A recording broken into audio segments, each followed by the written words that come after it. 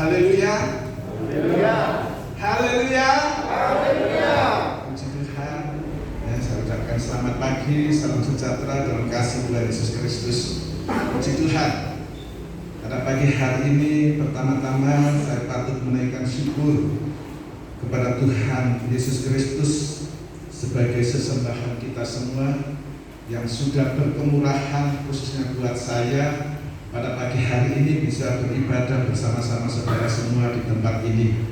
Dan terima kasih banyak buat Bapak Ibu Gembala yang hari ini mempercayakan saya untuk pelayanan di tempat ini. Tidak tahu sudah berapa puluh tahun ya. Saya pernah di sini ya, sudah lama sekali ya, lebih dari 10 tahun mungkin. Ya, puji Tuhan. Ya, oleh kemurahan Tuhan, anugerah Tuhan, kami ada sampai hari ini. Ya, bukan oleh kuat dan gagah secara manusiawi, tapi karena kemurahan Tuhan. Sekali lagi, karena anugerah Tuhan, saya ada sampai pagi hari ini. Puji Tuhan. Baik Bapak Ibu Saudara yang dikasihi Tuhan, minggu yang lalu kita sudah memperingati Hari Raya Pantekosta atau Hari Raya Pentakosta, sama saja. Ya, kita merayakan Hari Raya Pantekosta atau Pentakosta itu, di mana Roh Kudus secara khusus dijanjikan oleh Tuhan Yesus turun ke atas murid-muridnya di loteng Yerusalem pada waktu itu. Ya.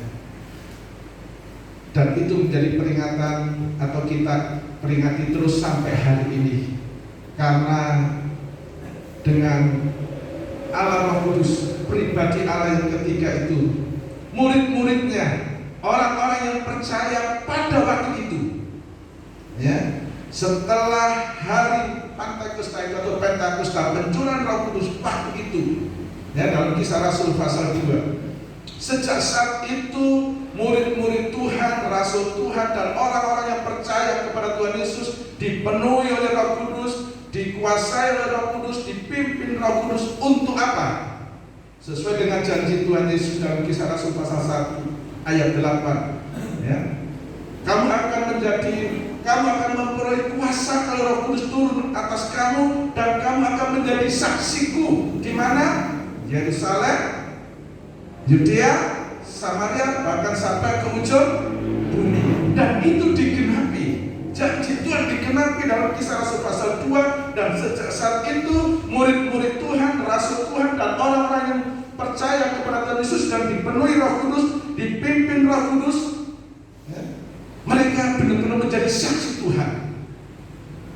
Mulai dari Yerusalem, mulai lagi ke Yudea, Samaria, bahkan sampai ke ujung bumi. Akhirnya sampai kita ada di Indonesia. Haleluya. Itu karena pekerjaan Roh Kudus, ya. Karena Roh Kudus yang memberikan kuasa tadi, sehingga memberikan kemampuan untuk murid-muridnya bersaksi apapun yang terjadi, ya. Roh Kudus itu memang, ya, pribadi Allah yang dijanjikan setelah Tuhan Yesus naik ke surga untuk menjadi penolong buat orang-orang yang percaya dan setia kepada Tuhan Yesus. Setia. Bagaimana tidak setia untuk menantikan janji Tuhan Yesus dalam Kisah Rasul pasal 1 itu. Mereka berdoa, berkumpul setiap hari di loteng Yerusalem. Kalau di situ dikatakan 10 hari, atau mungkin juga lebih dari itu, berarti mereka setia menunggu janji Bapak. Ini tidak mudah, ya, untuk menanti janji. Kalau kita sebagai manusia menanti, menunggu, itu pekerjaannya apa? Ya, ini yang pengalaman. Apalagi yang janji akhirnya apa? Bereset. Sudah membosankan, sudah ditunggu-tunggu, kecewa enggak? Wah, manusiawi, kecewa. Apa mana sing dijanjeni kok tak janjeni tak kei. Wis tak kei, rupa kene awak dhewe durung duwe. Tuhan tuh rasanya apa? Barang hari hanya kita ini kok kan aduh kecewa. Itu manusiawi. Tapi sebagai anak Tuhan cepat hilang kecewanya, terus kita berkata apa? Berarti itu kehendak Tuhan, ya terserah Tuhan lah. Kalau hari ini gagal, janjinya gagal, saya percaya Tuhan akan memberi yang terbaik atau lebih baik lagi ya, gitu. Sehingga kecewa itu bisa apa? Hilang. Kalau enggak gitu, wah kecewa terus dipendem kecewa, ketemu orangnya jengkel, ketemu orangnya marah. Kita yang rugi, orang yang janji sudah lupa, happy kita masih apa? Marah, jengkel. Ya, akhirnya kita yang rugi. Makanya kalau mendapat janji boleh kita harapkan. Kalau janjinya nggak ditepati boleh kecewa, tapi jangan terus kecewa. Kita kembalikan bahwa semua ada dalam rencana Tuhan. Itu kalau janji manusia. Tapi janji Tuhan pasti iya dan amin. Asal kita tetap setia, Roh Kudus dijanjikan. Dan murid-muridnya setia berdoa. Karena Tuhan katakan, ya, kamu harus menunggu di Yerusalem sampai janji baru. Kalau Yohanes membaptis kamu dengan air, kamu akan dibaptis dengan Roh Kudus. Dia setia dan benar pada hari Pentakosta Roh Kudus. Nah, puji Tuhan kita sudah rayakan sekarang. Buat kita hari ini, kita percaya Roh Kudus sudah ada. Roh Kudus ada dalam hidup kita, bukan? Karena dalam Efesus pasal 1 ayat 13, Roh Kudus sudah dimeteraikan dalam hidup kita. Waktu kita percaya Tuhan Yesus Kristus, kita sudah dimeteraikan oleh Roh Kudus. Efesus pasal 33, Roh Kudus juga dimeteraikan dalam hidup kita. Karena tidak ada seorang pun yang mengaku Yesus Kristus Tuhan selain orang itu ada Roh Kudus. Jadi kita percaya Roh Kudus ada dalam diri kita. Yang menjadi pertanyaan, kalau kita benar percaya yakin Roh Kudus dalam hidup kita, nah sekarang apa yang harus terjadi? Dan Roh Kudus itu perannya bagaimana? Kalau dalam Kisah Para Rasul, Roh Kudus benar-benar murid-muridnya, orang-orang yang percaya itu menjadi saksi. Nah, Tuhan Yesus sebelum naik ke surga berjanji kepada murid-muridnya, kalau aku naik, aku akan mengutus Roh Kudus itu, yang disebut juga Roh penghibur, yang disebut juga Roh penolong. Untuk apa? Nah, mari kita akan lihat Roh Kudus diberikan kepada kita supaya kita, pertama, kita akan melihat dalam Yohanes pasal 16.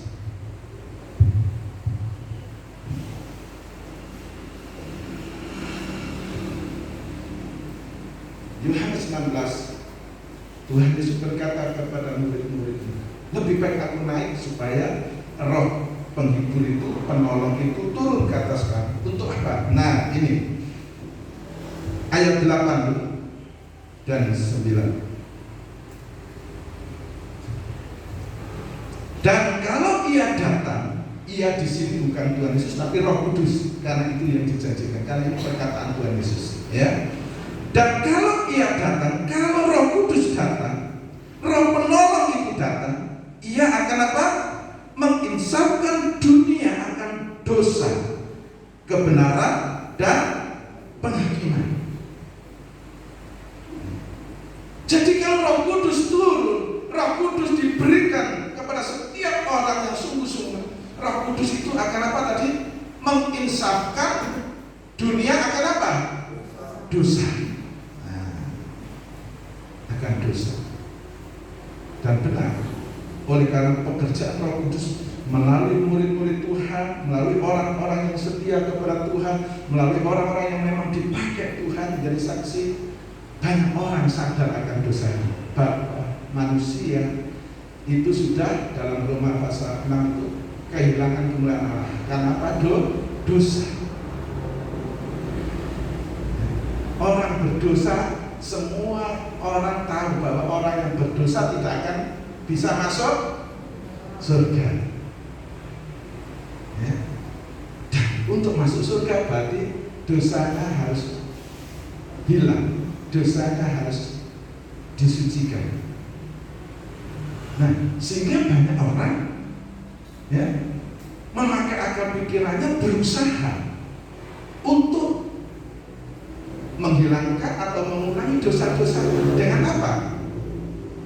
Kalau orang dunia menghilangkan dosa-dosanya atau mengurangi dosanya, berbuat baik, ya kan? Baik, amal. Jadi membangun hubungan dengan Allah supaya tidak berdosa tadi atau mengurangi dosa dengan perbuatan-perbuatan baik, dengan amal-amalnya.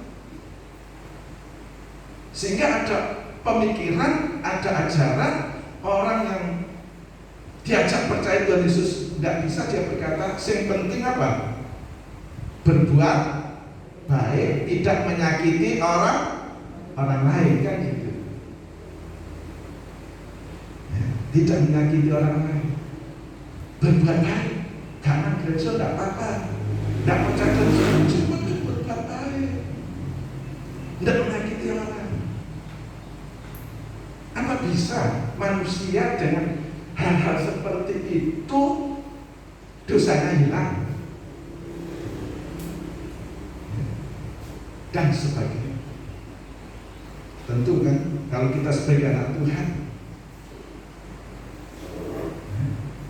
kesalahan manusia seperti apa? Kain malam. Perbuatan baik manusia di hadapan Tuhan itu seperti kain malam. Berarti tidak ada artinya. Karena dosa itu hanya bisa disucikan, dihapus oleh apa? Oleh, kalau dalam perjanjian lama, oleh darah anak domba. Sejak Yesus ada di dunia, bahkan mati di atas kayu salib, dosa disucikan oleh kuasa darah Kristus. Percaya kepada Tuhan Yesus. Nah, inilah yang menyadarkan, Roh Kudus inilah yang menyadarkan kita bahwa kita ini orang berdosa, dan untuk dibenarkan hanya melalui siapa? Percaya kepada Tuhan Yesus Kristus. Jadi Roh Kudus ini menyadarkan, pertama kali menyadarkan orang dari dosa dan membawa orang itu kepada Tuhan Yesus. Itu peran Roh Kudus. Bagaimana dengan kita yang sudah dimeteraikan oleh Roh Kudus tadi? Dan Roh Kudus itu berkarya dalam setiap hati orang percaya. Kalau kita melakukan kesalahan, itu pasti ada suara hati. Kalau kita melakukan sesuatu yang tidak benar, kalau kita peka akan suara hati atau suara Roh Kudus, pasti kita sadar. Kalau kita melakukan kesalahan, cepat kita sadar. Karena itu karya Roh Kudus yang mengingatkan. Tadi kata mengingatkan. Mungkin saudara tadi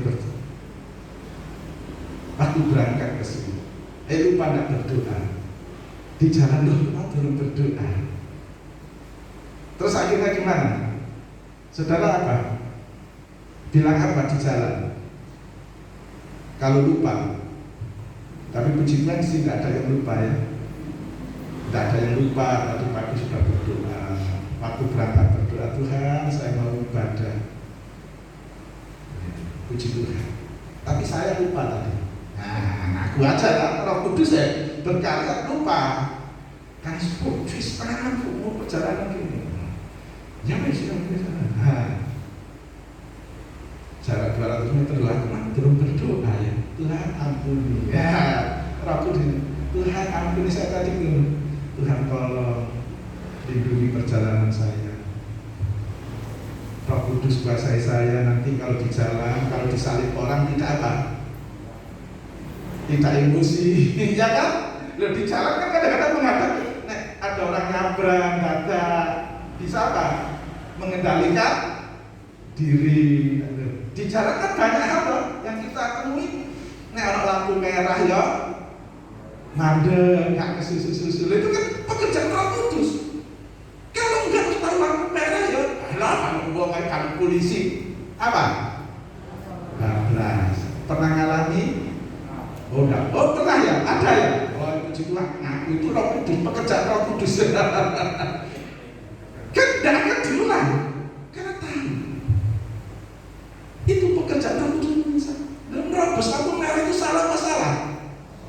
ya salah.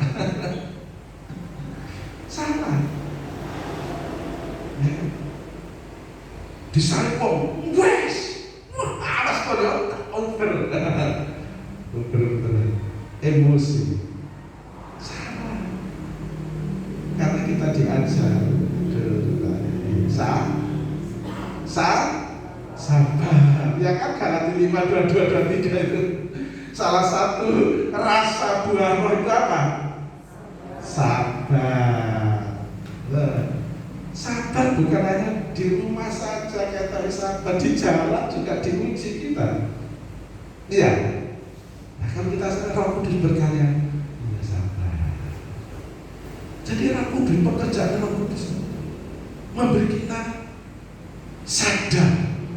Insan itu kan sadar, menginsahkan akan dosa, menyadarkan kita akan dosa. Jika kita tidak terus hidup di dalam dosa, orang yang dikuasai Roh Kudus, dipimpin Roh Kudus bukan berarti tidak bisa berbuat dosa. Ya, sekali lagi, orang yang bukan berarti tidak bisa berbuat dosa. Suci terus, tidak. Namanya manusia masih hidup di bumi, masih menginjak apa? Tanah. Ya, masih menginjak tanah kalau kita. Oh, saya nggak menginjak tanah, saya pakai sepatu.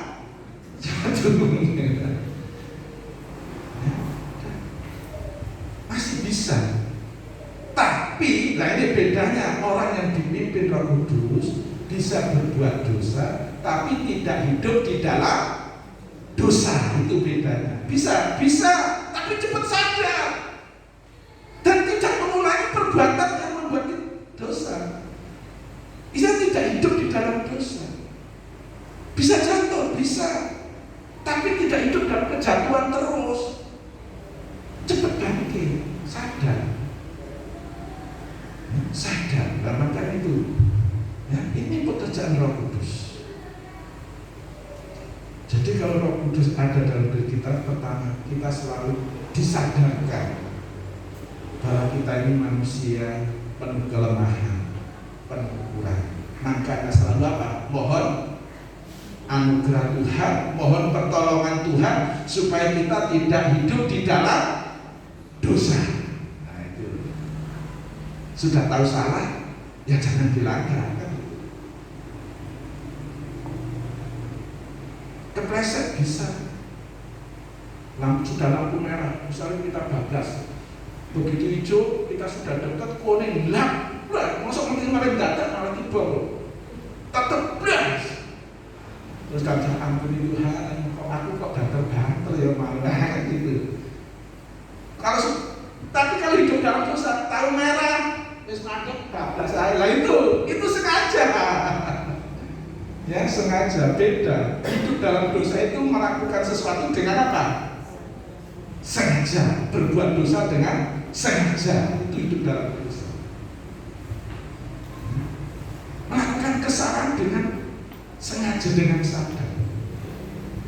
Tapi kalau orang jatuh nggak sadar. Saudara kesandung sengaja disandung sekile. Ya mungkin nek pacaran dulu ya, nek digandeng pacare, mau berjalan nek pacaran ya disayang pura-pura apa? Jatuh, mungkin yang pengalaman gitu. Saiki wis mbah-mbah, wis foto punya cucu nek ana sing kesandung ya pakno. Sing disalahno sapa nek? Nek dulu waktune sing disalahno. Nek sekarang sing disalahno apa nih? Apa Pak? Ini jadi salah. Ya, tapi karena kita sudah dibimbing Roh Kudus, dikuasai Roh Kudus, enggak ngalah sapa-sapa. Balik ayo sing hati-hati maneh. Kalau dulu yang disalah waktu ini, aduh jangan waktu ini, saya sih disalah no. Iki beri patu, nanti. Ya, tapi kalau Roh Kudus enggak, kalau Roh Kudus enggak. Ya, jadi pertama, peran Roh Kudus dalam hidup orang percaya itu menginsahkan, menyadarkan akan dosa. Bahkan dunia ini bukan bukan hanya orang percaya, dunia pun, orang-orang yang belum percaya kepada Tuhan, waktu dengar kesaksian, waktu dengar firman Tuhan, dengar apa, dia sadar akan dosanya, datang kepada Tuhan. Itu karena pekerjaan Roh Kudus. Ya, puji Tuhan, itu yang pertama. Yang kedua, pekerjaan Roh Kudus untuk orang percaya. Lihat ayat 13.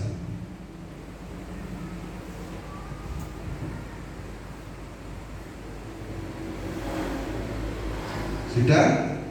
Yohanes 16 ayat 13. Tetapi apabila Roh Kudus datang, yaitu Roh kebenaran, Roh itu akan memimpin kamu ke dalam seluruh kebenaran. Sebab ia tidak akan berkata-kata dari dirinya sendiri, tetapi segala sesuatu yang didengarnya, itulah yang akan dikatakannya, dan ia akan memberitakan kepadamu hal-hal yang akan datang. Yang saya tekankan di sini, kalau ia datang, Roh kebenaran itu akan apa tadi? Memimpin kamu ke dalam seluruh kebenaran. Nah, ini. Jadi pekerjaan Roh Kudus. Manusia untuk belajar hidup benar mungkin bisa bertahan 1-2. Orang akan belajar sabar bisa.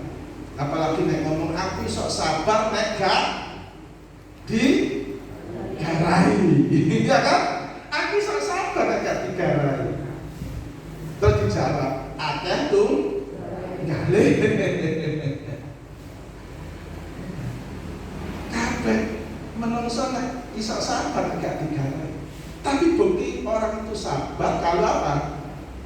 Digarai tetap tenang. Tapi dunia berkata sabar ono batasnya. Ya. Orang dunia sabar ono batasnya. Tapi anak Tuhan, firman Tuhan katakan nggak ada tulisan sabar ada batasnya, nggak ada. Ada yang pernah menemukan tulisan di Alkitab Galatia 5:22 itu 23 sabar ada batasnya misalnya. Tidak ada kan? Tidak ada. Di situ ditulis kesabaran. Nah kita lihat di sini Roh Kudus itu, Roh Kudus diberikan kepada kita untuk memimpin kita ke dalam, tadi dikatakan apa? Seluruh, garis bawahi kata seluruh, bukan sebagian. Bukan sebagian, tapi seluruh kebenaran.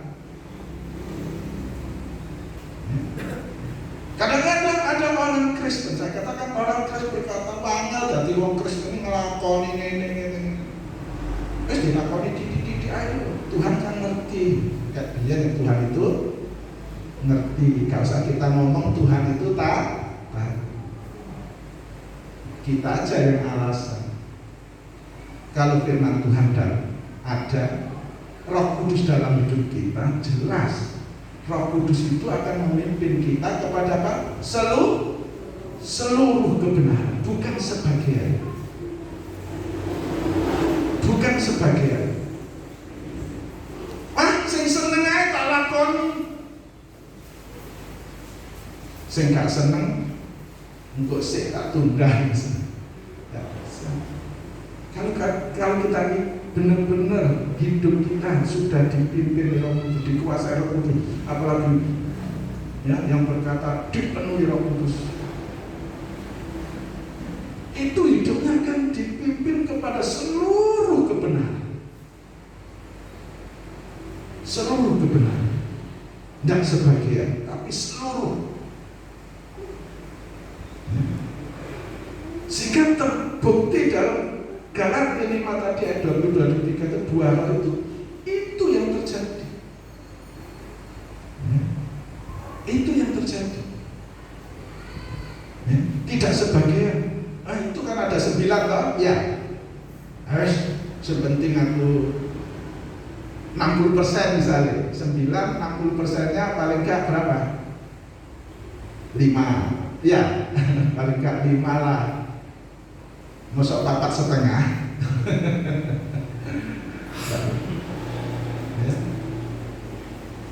bisa. Harus seluruh. Ya. Kita tujuannya ke sana, ke seluruh. Roh Kudus dikatakan akan memimpin kepada seluruh. Ya. Jadi Roh Kudus akan memimpin perjalanan hidup kita kepada seluruh, kepada bukan sebagian. Mungkin hari ini, saya katakan, mungkin hari ini kita masih sebagian, ya tidak apa-apa. Tapi pikiran kita harus berpikir bahwa saya ingin seluruh, karena Roh Kudus akan memimpin seluruh. Maka Tuhan Yesus katakan, aku ingin menempatkan jemaatku di hadapanku nanti dalam Kolose pasal 1 ayat 22 itu. Aku ingin menempatkan jemaatku di hadapanku tanpa apa? Cacat, tanpa. Berarti artinya apa? Gereja yang sempurna. Matius 5 ayat yang terakhir. Hendaklah kamu menjadi seperti Bapamu, karena Bapamu adalah sempurna. Ada orang berkata, mana mungkin Om, mana mungkin Pak Pendeta saya menjadi orang sempurna. Ya memang gak mungkin sekarang, belum bisa. Tapi sebenarnya pikiran kita menuju ke sana, karena Pak Roh Kudus yang akan memimpin. Roh Kudus yang akan memimpin kepada kesempurnaan. Makanya kalau orang dunia dikatakan orang di sana sebelah, kesempurnaan itu hanya milik Allah katanya. Benar, kesempurnaan milik Tuhan. Tapi kita menuju ke sana, bukan oleh kuat dan gagahku kata Sakaria, tapi oleh Roh Tuhan. Makanya Roh Kuduslah yang memimpin kita kepada seluruh kebenaran. Itu sebabnya kalau kita memang sudah diberi Roh Kudus, merasa, bukan hanya merasa benar-benar kita sadar kita ini sudah dikuasai Roh Kudus, mari izinkan Roh Kudus memimpin perjalanan pengiringan kita kepada Tuhan untuk hidup kepada seluruh kebenaran. Jadi kita harus sadar Roh Kudus ada dalam diri kita. Tinggal kita mau tidak dikuasai, dipimpin. Makanya dalam Efesus dikatakan kamu diperbarui dalam apa? Roh dan pikiran. Roh Kudus akan memperbarui roh dan pikiran kita. Roh kita, pikiran kita supaya tidak dalam Kolose pasal 2, jangan memikirkan hanya perkara-perkara di bumi, tapi juga pikirkan perkara-perkara di atas. Ya kan Kolose pasal 3. Pikirkan perkara-perkara di atas, di mana Yesus Kristus ada. Di dalam rumah Tuhan orang yang dipimpin oleh daging hanya memikirkan perkara-perkara daging, tapi orang yang dipimpin Roh Kudus akan juga memikirkan perkara-perkara di atas, di mana Kristus ada. Berikan diri kita dipimpin oleh Roh Kudus untuk hidup kepada seluruh kebenaran firman Tuhan. Kalau firman Tuhan mengajar kita untuk setia. Firman Tuhan mengajarkan untuk apa? Mengasihi, kita mengasihi. Roh Kudus mengajarkan kita untuk sabar, belajar untuk sabar. Roh Kudus beri kemampuan saya untuk sabar. Roh Kudus bilang apa? Untuk penguasaan diri, kita berdoa supaya Roh Kudus benar-benar memberikan kita penguasaan diri, tidak gampang tersulut. Kita minta.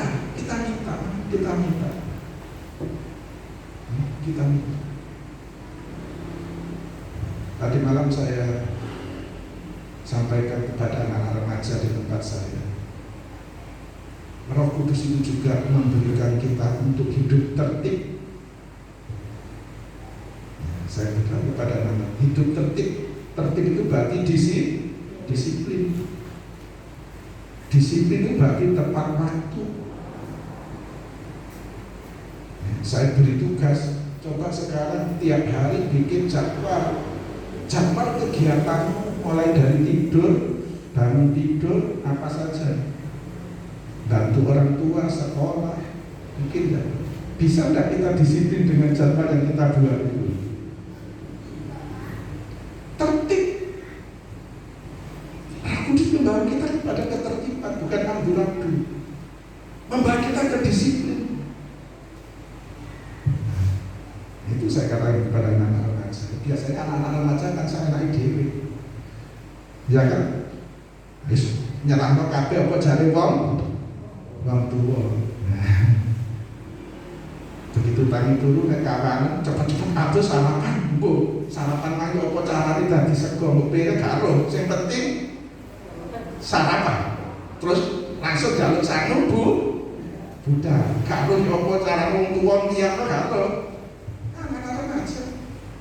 Dikok mentani isu yang mulai kan. Saya katakan minta Roh Kudus untuk kita bisa hidup tertib. Jadi itu Roh Kudus memimpin kepada seluruh kebenaran. Jadi insaf akan dunia, akan dosa. Yang kedua tadi apa? Memimpin kepada seluruh kebenaran. Yang ketiga, kalau Roh Kudus itu datang, ya, ayat 14. Ia akan memuliakan aku. Jadi Roh Kudus akan memuliakan aku. Aku di sini Tuhan Yesus. Sebab Roh Kudus itu akan memberitakan kepadamu apa yang diterimanya daripadaku. Jadi Roh Kudus itu membawa kita untuk selalu memuliakan Tuhan. Ya, memuliakan Tuhan, menceritakan kebesaran Tuhan. Ya. 1 Petrus pasal 2 ayat 9 itu. Ya. Kamu adalah apa? Imamat rajani, bangsa yang kudus, umat kepunyaan Allah. Ya. Untuk dipanggil apa? Menceritakan apa? Perbuatan-perbuatan Allah yang besar yang telah memanggil kamu dari gelap kepada terangnya yang ajaib. Menceritakan apa? Bukan menceritakan oh, nek sama sekali orang tua reuni ya, saudara suka reuni, ikut reuni ya? Ada yang suka-suka ikut reuni? Ada ya? Di dalam reuni apa sih ditakkan dari sepuh-sepuh? Tutung bira ya. Kan saiki sehate apa gulane piro, kolesterol tak asam urat.